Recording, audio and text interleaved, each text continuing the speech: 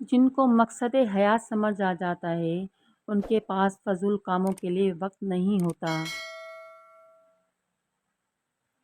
بڑا آدمی وہ ہے جو اپنے پاس بیٹھے شخص کو چھوٹا محسوس نہ ہونے دے۔ کسی کے زخموں پر مرہم اور عیب پر پردہ رکھنے والے بہت کم لوگ ہوتے ہیں۔ اس دنیا میں خوش نصیب ہے وہ جنہیں ایسے پیارے لوگ میسر ہوں۔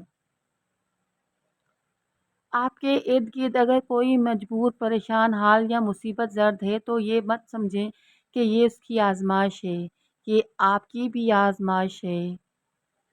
بہت سی غلطیاں ہوئی زندگی میں، لیکن جو غلطیاں لوگوں کو پہچاننے میں ہوئی ان کا نقصان سب سے زیادہ ہے۔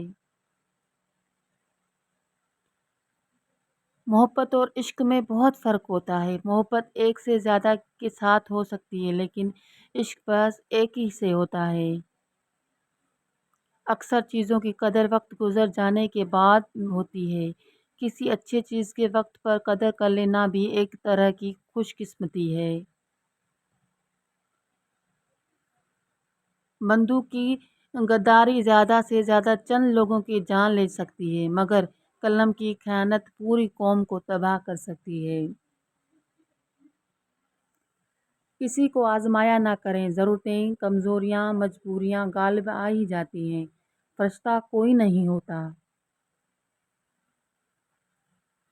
جینے والوں سے بھی پوچھو کہ وہ کیسے زندہ ہیں، مرنے والوں کا تو سب پوچھتے ہیں کیسے مرا۔ ہمیں وہ جنگ لڑنے کی اشک ضرورت ہے جنہیں بدولت امن کو تنقید پہنچتی، اور یہ جنگ سب سے پہلے جہالت کے لیے خلاف ہونی چاہیے۔ تعجب یہ نہیں کہ لوگ بھٹکے ہوئے ہیں، مسئلہ یہ ہے کہ ہر بھٹکا ہوا شخص دوسرے کو راہ راست پر لانا چاہتا ہے۔